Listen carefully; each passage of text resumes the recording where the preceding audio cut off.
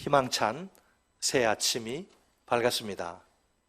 교회적으로 볼 때 2020년은 1921 프로젝트를 실행한 지 2년 차가 되는 해입니다. 혹시 1921 프로젝트의 세 가지 축을 기억하십니까? 센스 있으신 분들은 보시면 되죠, 저쪽에. 네, 전도와 또 양육과 목장입니다. 이 세 가지 축을 관통하는 주제가 있습니다. 그것은 바로 행복입니다. 행복. 그러니까 행복 전도, 행복 양육, 행복 목장입니다. 올해 우리 교회는 행복을 꿈꾸며 달려가려고 합니다. 우리 다 함께 하나님의 놀라운 은혜로 행복을 풍성히 누릴 수 있기를 바랍니다. 오늘 우리가 읽은 본문에는 십계명의 서언, 머릿말이 등장합니다. 본문 2절인데 히브리어로는 총 9단어에 불과한 대단히 짧은 문장입니다. 하지만 십계명을 이해하는 데 결정적인 단어들이 다 들어있습니다. 십계명을 대한민국의 헌법이라고 가정하면 서언은 헌법 전문가도 같습니다. 대한민국 헌법에 어떤 내용이 있습니까? 헌법 제정의 역사적 과정과 목적, 또 헌법 제정권자, 헌법의 그 지도 이념이나 원리가 나오지요. 십계명의 서언도 마찬가지입니다. 십계명의 서언이 가리키는 초점은 모두 세 가지입니다. 오늘은 이 세 초점을 중심으로 본문을 살펴보도록 하겠습니다. 첫째, 십계명을 수여하는 분은 누구인가? 따라서 하십니다. 첫째, 십계명을 수여하는 분은 누구인가? 십계명의 첫 선언은 나는 여호와니라 입니다. 단지 두 단어로 이루어진 문장이지만 그 의미는 매우 깊습니다. 세계적인 유명한 구약학자들 이 문장을 자기소개 공식이라 부릅니다. 십계명을 하사하는 주인이 자기가 누구인지를 소개하는 공식이라는 거지요. 그렇다면 이 자기소개 공식의 의미는 무엇일까요? 여호와는 십계명을 수여하시는 분의 이름이에요. 이름. 우리 다 이름이 있잖아요. 하나님도 이름이 있는데 그 이름이 뭐라? 여호와.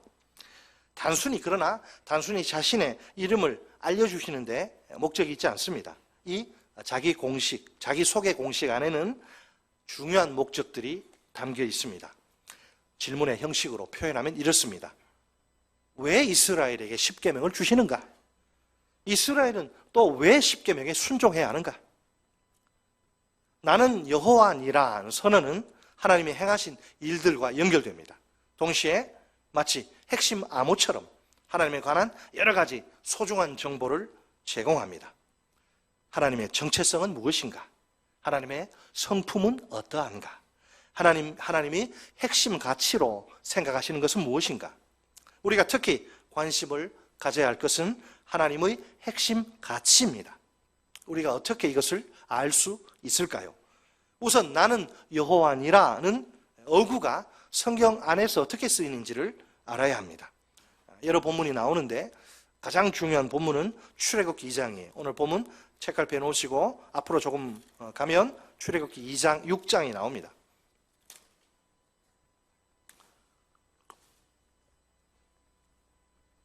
구약성경 89쪽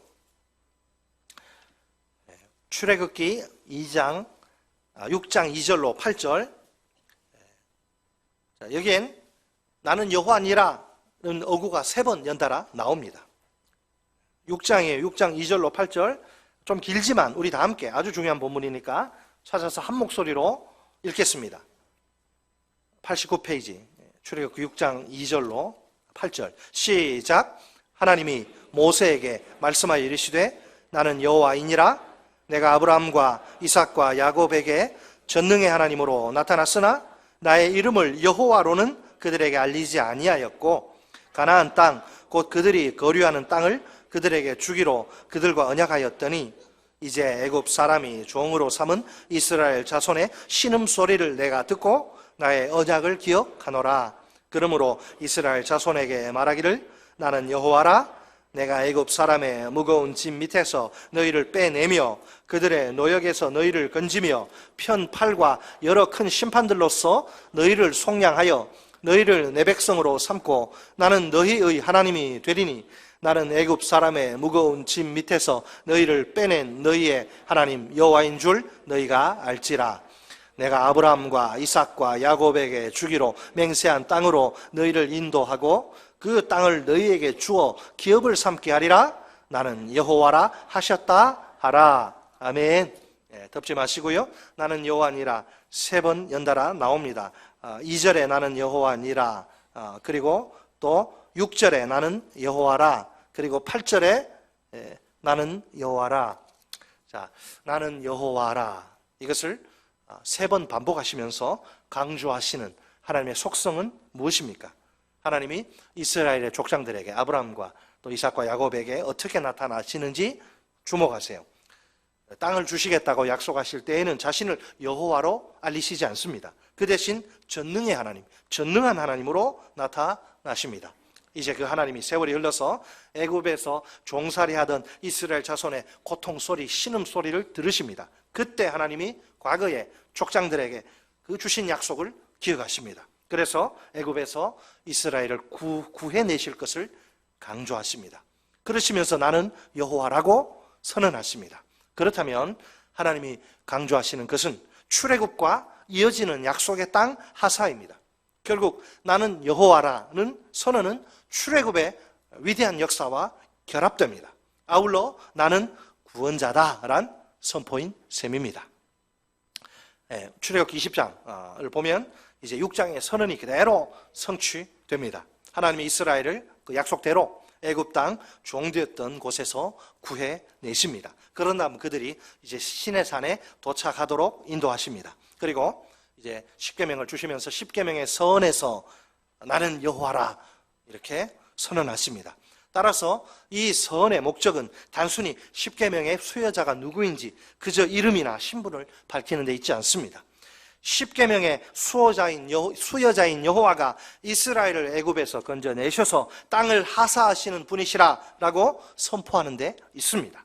여기서 우리는 그분의 여호와의 정체성, 그분의 핵심 가치, 그분의 성품을 발견하게 됩니다. 나는 여호와라, 이 표현은 구원자로서의 하나님을 보여주는 자기 소개 어구입니다. 이런 사실은 십계명의 선에서도 다시 확인할 수 있습니다. 선은 여호와를 구원자 하나님으로 소개하기 때문입니다. 원문을 직역하면 이렇습니다. 나는 여호와라, 너를 애굽 땅 종되었던 곳에서 구해낸.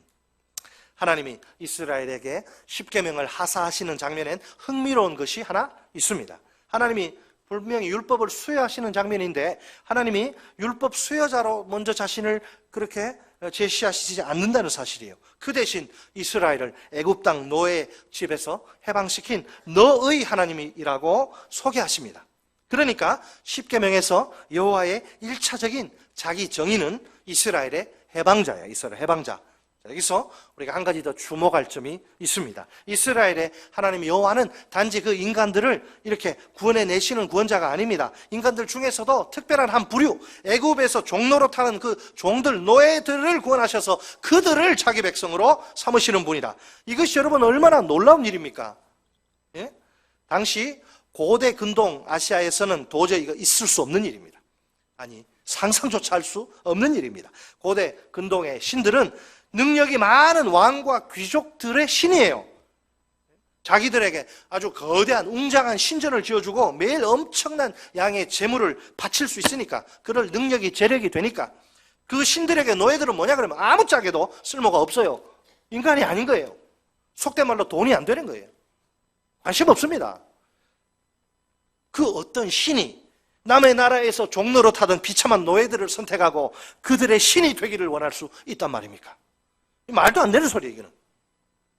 자, 그렇다면 십계명을 수여하는 여호와는 인간이 상상으로 만들어 낸 신이 아닙니다. 그런 신은 없기 때문에 세상에서 가장 천하고 무능한 볼품없는 우리들을 선택해서 권세 있는 자들을 부끄럽게 하는 신 바울이 그렇게 이야기하지 않습니까? 인간들이 어떻게 이런 신을 생각해낼 수 있을까요? 없습니다. 오늘날 우리들이야 이런 사실을 성경을 통해서 이미 알고 있으니까 별 문제 없어요. 아, 하나님이 그렇게 했다 그러면 그렇게 알죠. 하지만 BC 15세기 고대근동 아시아 사람들은 이거는요 꿈도 꿀 수 없는 일입니다. 어느 신이 노예를 선택해서 자기 백성 삼는다?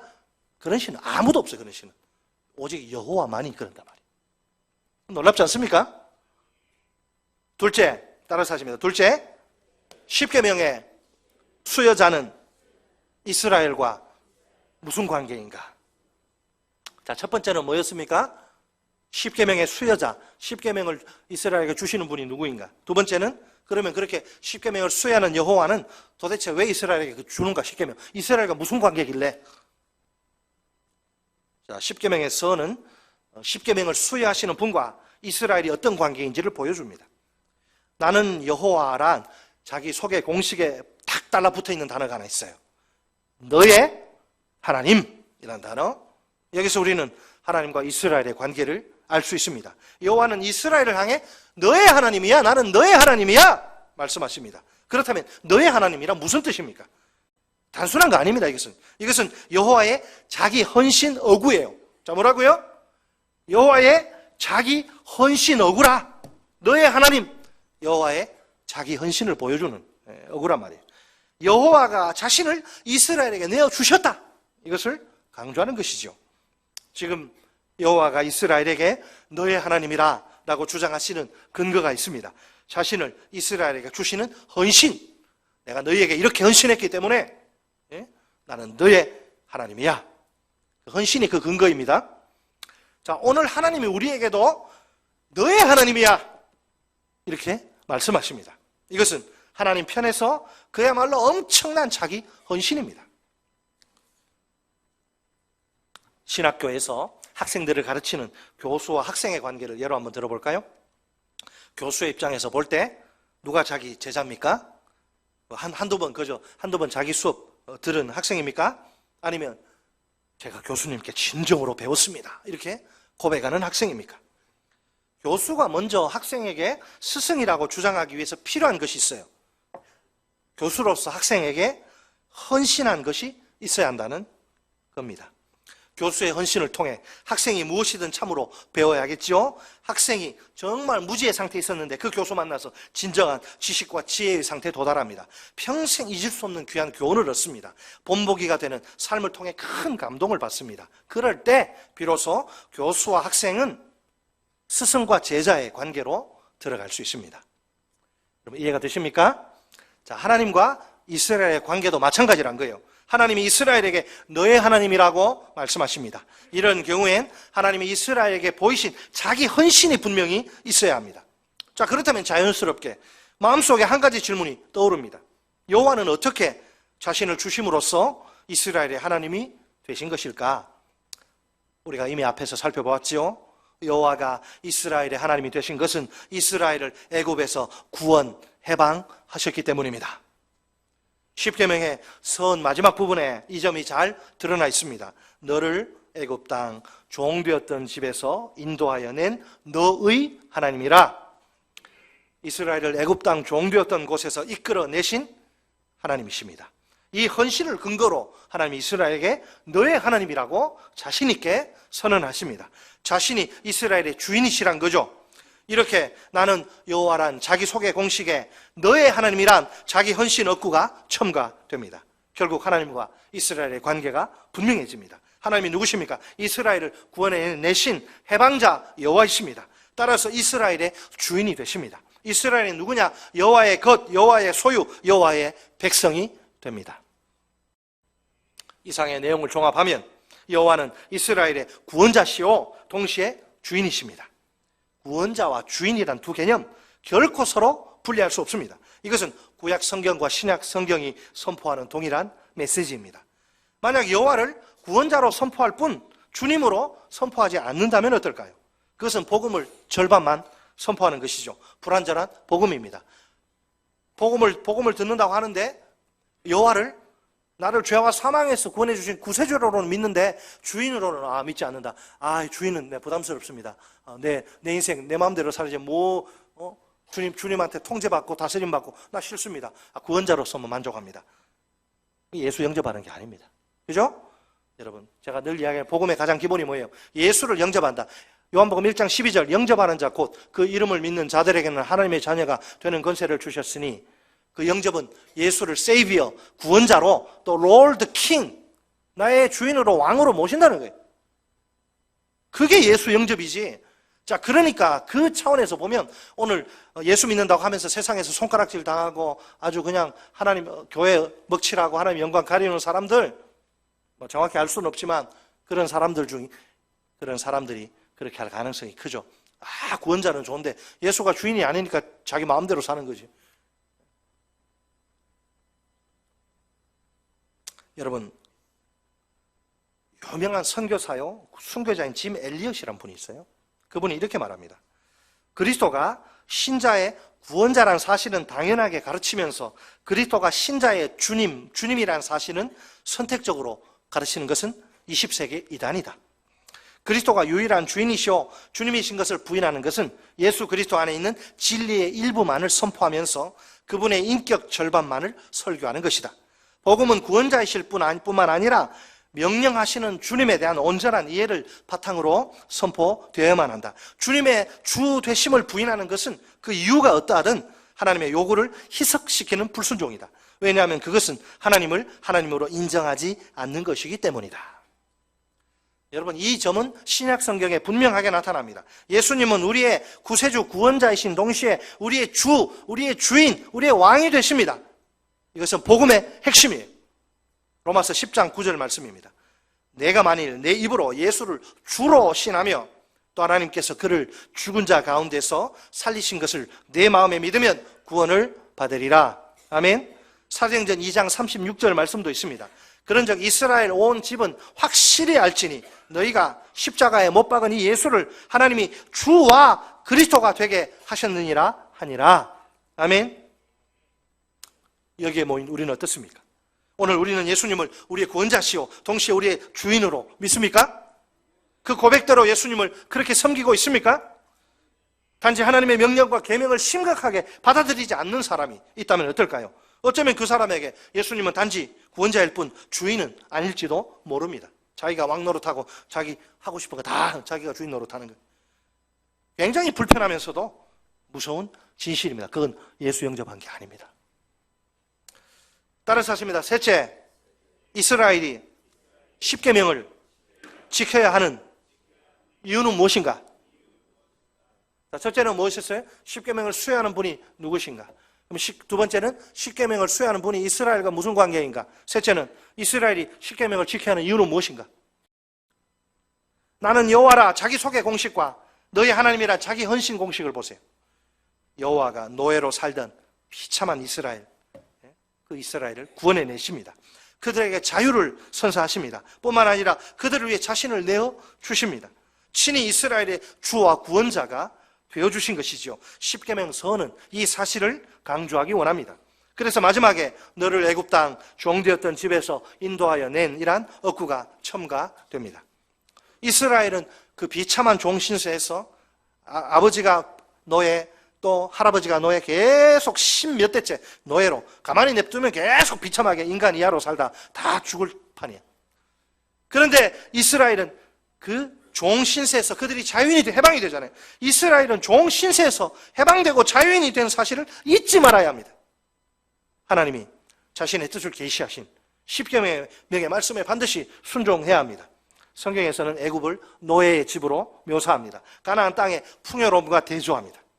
예를 들면 신명기의 말씀이 있습니다.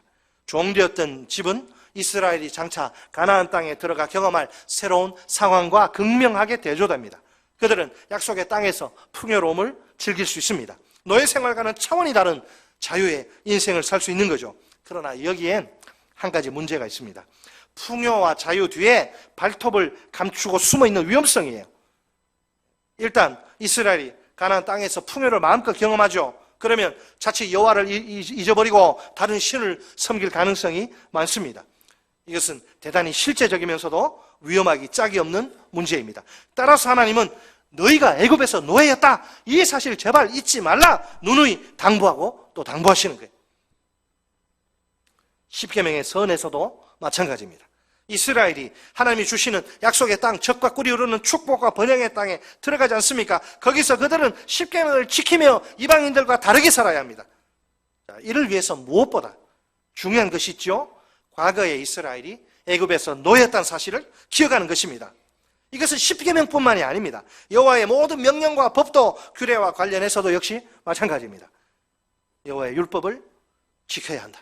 여호와의 율법을 지키려면 어떻게 해야 합니까? 애굽에서 그들을 건져내시고 가나안 땅을 선물로 주신 여호와를 기억하는 것이 제일 중요합니다.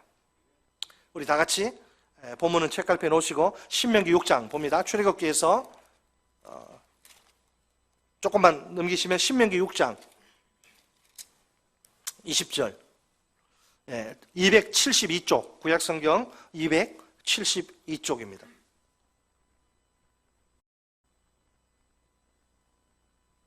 신명기 6장 마지막입니다. 20절로 25절 같이 읽습니다. 6장 20절로 25절 시작. 후일에 내 아들이 내게 묻기를 우리 하나님 여호와께서 명령하신 증거와 규례와 법도가 무슨 뜻이냐 하거든 너는 내 아들에게 이르기를 우리가 옛적에 애굽에서 바로의 종이 되었더니 여호와께서 권능의 손으로 우리를 애굽에서 인도하여 내셨나니 곧 여호와께서 우리의 목전에서 크고 두려운 이적과 기사를 애굽과 바로와 그의 온 집에 베푸시고 우리 조상들에게 맹세하신 땅을 우리에게 주어 들어가게 하시려고 우리를 거기서 인도하여 내시고 여호와께서 우리에게 이 모든 규례를 지키라 명령하셨으니 이는 우리가 우리 하나님 여호와를 경외하여 항상 복을 누리게 하기 위하심이며 또 여호와께서 우리를 오늘과 같이 살게 하려 하심이라. 우리가 그 명령하신 대로 이 모든 명령을 우리 하나님 여호와 앞에서 삼가 지키면 그것이 곧 우리의 의로움이니라 할지니라. 아멘. 자, 이스라엘에게 왜 계명을 지켜야 한다고 말합니까? 하나님께로부터 복을 받기 위해서, 또 지금처럼 살기 위해서. 그러니까 우리를 위해서, 하나님 자신을 위해서 계명을 주신 것이 아니고 계명을 순종하며 살 때 그 안에 인생의 진정한 행복과 생존이 거기에 직결되어 있기 때문에. 자, 과연 이스라엘이 여호와의 그러면 명령을 지켜야 되는데 정말 행복하게 살기 원하고 정말 안전하게 살기 원한다면 명령을 지켜야 하는데 어떻게 지킬 수 있습니까? 그 지킬 수 있는 힘은 어디에서 나오는 걸까요? 과거에 이스라엘이 노예였다는 사실을 끊임없이 기억하는 데서 나옵니다. 이스라엘이 중요한 그 종교적 절기를 지킬 때마다 자녀들이 부모에게 이런 질문을 던져요. 도대체 왜 우리가 이 수많은 여호와의 명령과 규례를 지켜야 합니까?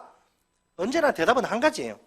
우리는 옛적에 애굽에서 바로의 노예였는데 우리를 애굽에서 노예였던 집에서 여호와께서 그 은혜와 그 사랑과 능력으로 인도하여 내셨기 때문이다. 이스라엘은 과거에 비참한 노예였습니다. 그렇게 별 볼 일 없던 그들 하나님이 구원하십니다. 젖과 꿀이 흐르는 약속의 땅으로 그들을 인도하십니다. 어떤 경우에라도 이스라엘은 이 사실을 절대로 잊지 말아야 합니다. 그래야 비로소 그들은 자유를 확보할 수 있습니다. 그러나 불행하게도 구약의 역사를 보면 이스라엘은 이 일에 완전히 실패하고 맙니다.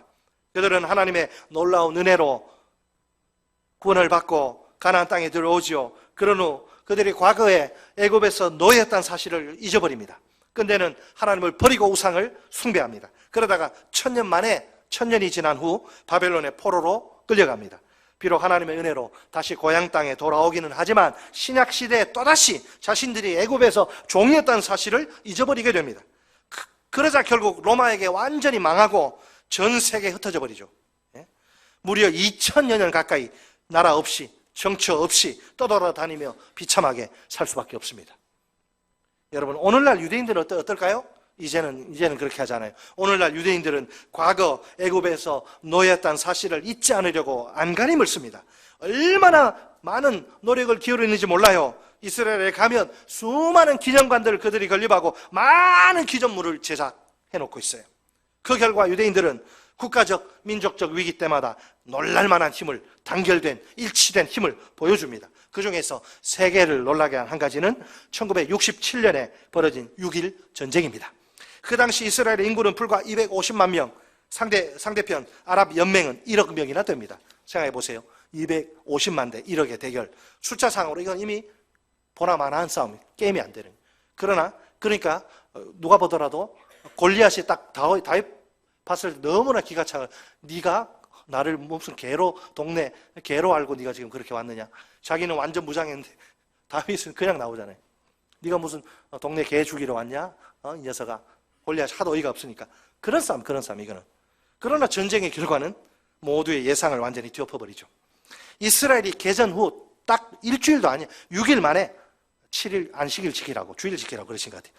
딱 6일 만에 압승을 거둬, 압승. 땅 다 뺐습니다. 이 상식 밖의 승리에는 여러 가지 이유가 있습니다. 그 중에서 가장 큰 이유는 정말 뜻밖입니다. 전쟁이 이제 터질 것 같은 소문이 막 나니까 세계 곳곳에 흩어져 있던 유대인 청년들이 전부 귀국해서 전투에 목숨 걸고 참가한 거예요. 보통 전쟁이 나면 목숨을 부지하기 위해 다들 도망가기 바쁘지 않습니까? 왜 유대인 청년들은 위험천만한 전쟁터 속으로, 불길 속으로 뛰어듭니까? 정말 감동적인 말이 있는데 그들이 이렇게 고백을 해요. 꿈이 사라진 뒤에 홀로 살아남기보다는 오히려 꿈을 지키려는 사람들과 함께 죽기를 원하기 때문이다. 우리 한번 따라 해야 됩니다. 이런 말을 아무나 못하죠. 자, 따라서 꿈이 사라진 뒤에 홀로 살아남기보다는 오히려 꿈을 지키려는 사람들과 함께 죽기를 원하기 때문이다. 얼마나 장한 청년들입니까? 우리나라는 뭐 어떨지 모르겠습니다. 전쟁 나면. 유대인들은 어려서부터 조상들의 찬란한 역사를 가르치지 않아요. 오히려 조상들의 실패, 비참함, 조상들이 애굽에서 종이었다 사실 머리에 세뇌가 되도록 가르치고 또 가르쳐요. 신명기 6장 21절 말씀. 우리가 옛적에 애굽에서 바로의 종이 되었더니 여호와께서 권능의 손으로 우리를 애굽에서 인도하여 내셨나니. 아멘. 이렇게 유대인들이 우리는 노예였다. 그 뭐 자랑스러운 과거입니까? 수치스러운 과거인데 유대인들이 우리는 노예였다는 사실을 계속해서 가르치는 이유가 무엇입니까? 과거에 노예였으나 하나님이 그 은혜로, 그 사랑으로, 그 능력으로 해방시키셨다. 이 사실을 강조하기 위해서입니다. 언제든지 다시 노예가 될 위험이 올 수 있죠. 그때 비굴하게 목숨 구걸하지 말고 용감하게 하나님만 믿고 의지하도록 그렇게 그들을 인도하기 위해서입니다. 하나님이 과거에 애굽에서 노예였던 이스라엘을 해방시키시지 않습니까? 그들에게 온갖 좋은 것을 선물로 주십니다. 그러면 이스라엘은 어떻게 살아야 할까요? 오직 그 여호와만을, 그 은혜 여호와만을 평생 섬기고 영원토록 경배하며 살아야겠죠? 이런 삶을 권면하기 위해 우리는 노예였다 사실을 유대인들은 반복해서 자녀들에게 가르칩니다. 개구리 올챙이적 시절 잊으면 망한다는 거예요. 여기에 모인 우리는 어떻습니까? 우리도 이스라엘과 별 다를 것이 없습니다. 우리 역시 하나님이 누구시고 우리가 누구인지를 분명히 알아야 합니다. 그래야 우리도 십계명을, 하나님의 계명을 제대로 지킬 수 있습니다. 만약 우리가 너는 누구냐? 이런 질문을 받는다면 무엇이라 대답해야 할까요? 이 대답이 우리의 삶 전체를 바꾸어 놓는 핵심 가치입니다. 다음은 존 메가더 목사가 저술한 슬레이브, 노예라는 우리 한국에 번역돼 소개됐는데 그 책에 나오는 내용입니다. 로마의 마르쿠스 아우렐리우스 황제가 통치하던 2세기 중반의 상황. 그 당시까지만 해도 기독교는 불법 종교입니다. 로마 제국 내 성도들은 이 불법 종교, 이 그리스도가 그 머리인 그 불법 종교를 믿는다는 이유 하나만으로 혹독한 시련을 겪습니다. 투옥과 고문은 보통이고 심한 경우에 순교를 당하기도 합니다. 그런 상황에서 이제 예수님을 믿는다는 그 이유로 체포된 한 젊은 집사가 있어요. 그런 재판 과정에서 너는 누구냐? 네 정체를 밝혀라. 질문을 받아요. 그때 그는 딱 한마디로 이렇게 대답합니다. 나는 그리스도인이다. 사느냐 죽느냐가 달린 결정적인 순간 대답을 잘하면 살 것이지만 그렇지 못한 경우에 입 새치어 잘못 놀리면 죽음을 피할 길이 없습니다. 물론 질문을 던진 로마 권력자가 원하는 대답이어야만 합니다. 그런데 이 집사는 이 짧은 대답 이외에는 다른 어떤 말도 입 밖으로 내뱉지 않습니다. 그를 고소한 사람들은 그가 신앙을 포기하기를 기대하며 압박합니다. 하지만 그의 대답은 똑같습니다. 나는 그리스도인이다. 적대자들은 이 고집불통의 집사, 저러다가 죽을 텐데 적대자들은 이 고집불통의 집사를 꺾으려고 온갖 수단과 방법을 총동원합니다. 그러나 그의 결심은 꺾이지 않습니다. 어떤 질문을 해도, 어떻게 그를 협박하고 회유해도 그의 대답은 동일합니다. 나는 그리스도인이다. 그러니까 이 집사가 변절할 가능성, 배교할 가능성, 예수 버릴 가능성은 거의 없어 보여요. 그에게서 목숨보다 소중한 믿음을 빼앗으려던 모든 시도가 실패한 거죠. 그러자 로마 당국자들은 그를 원형 경기장에서 공개적으로 처형합니다. 마지막 숨을 거두는 순간에도 그의 고백은 변하지 않습니다. 나는 그리스도인이다. 여러분, 실제 사건이에요. 역사적 사건이고, 이 사람이 누구냐 이름이 나와 있어요. 그는 비엔나의 젊은 집사 쌍투스입니다. 쌍투스. 쌍투스에게는 자신의 모든 정체성이 예수 그리스도 안에 있습니다. 자신의 이름도, 시민권도, 사회적 지위도 모두 예수 그리스도 안에 있습니다. 아, 나는 어떤 회사를 경영하는 사장이다. 나는 교수다. 나는 무슨 의사다. 그런 거 아니에요. 그런 거. 따라서 그가 받은 질문에 나는 그리스도인이다. 이것보다 더 나은 답은 존재할 수 없습니다. 쌍투스는 그리스도인입니다. 그리고 이 한마디가 그의 존재 전체를 규정하는 핵심 가치입니다. 여러분, 나는 그리스도인이다. 자신의 모든 것을 결정하는 고백이에요. 그리스도인이라는 이름은 예수 그리스도를 향한 충성 고백입니다. 어떤 대가를 지불하더라도 예수님을 배신하지 않고 끝까지 기꺼이 죽음으로써 따르겠다는 고백 말입니다. 원래 그리스도인이라는 이름은 하나의 선언입니다. 예전 삶의 방식, 하나님 믿지 않던 그 삶의 방식 다 버리고 내가 하나님의 자녀로 새롭게 태어났다는 선언이죠. 따라서 그리스도인이란 단순한 호칭이 아닙니다. 새로운 라이프 스타일에 대한 선포, 나는 이제 이렇게 산다. 새로운 삶의 방식에 대한 선포예요. 어떻게 내가 살고 어떻게 궁극적으로 내가 어떻게 죽을 것이냐를 결정하는 것이죠. 살아도 주를 위하여 살고 죽어도 주를 위하여 죽나니 사나 죽으나 우리가 다 주의 것이라.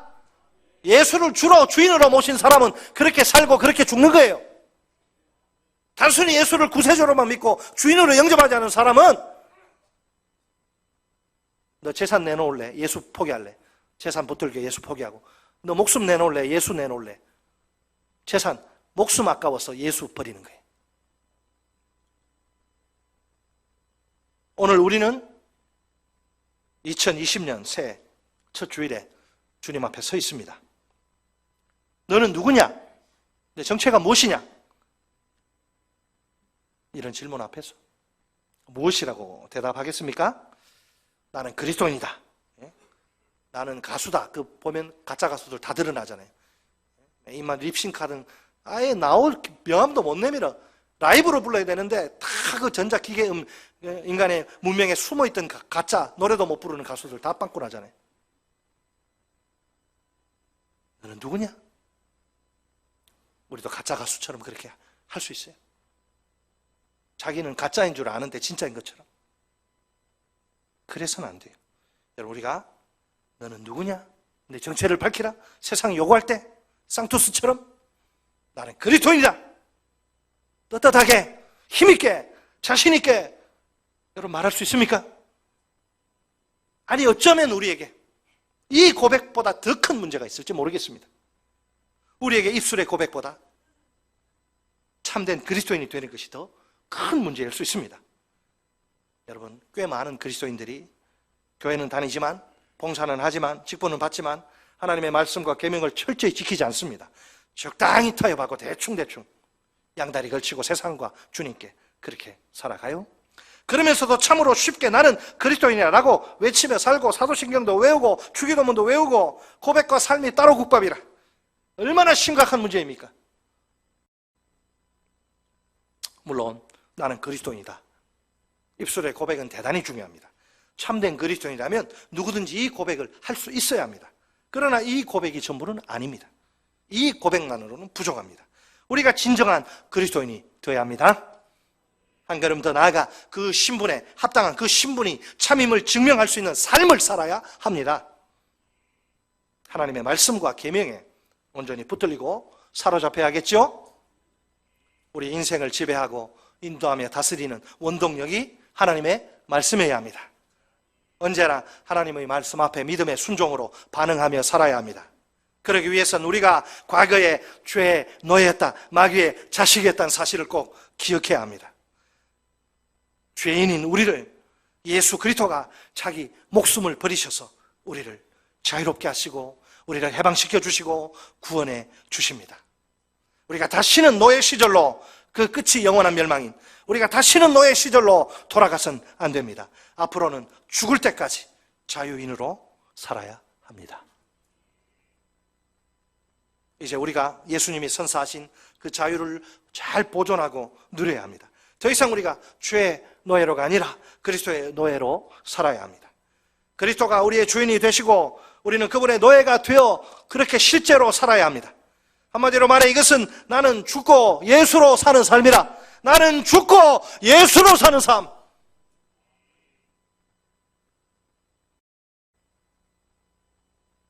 이것이 오늘 나는 너를 애굽 땅 종되었던 집에서 인도하여 낸 내 하나님 여호와니라. 십계명의 서언이 우리에게 던지는 귀한 교훈입니다. 십계명은 우리에게 해방의 복음입니다. 갈라디아서 2장 20절 말씀 읽어드리겠습니다. 시간이 없어서 찬양은 생략하고요. 내가 그리스도와 함께 십자가에 못 박혔나니. 자, 예수를 믿을 때 어떤 일이 벌어지는가 이야기. 내가 그리스도와 함께 십자가에 못 박혔나니. 그런 적이 이제는 내가 사는 것이 아니요 오직 내 안에 그리스도께서 사시는 것이라.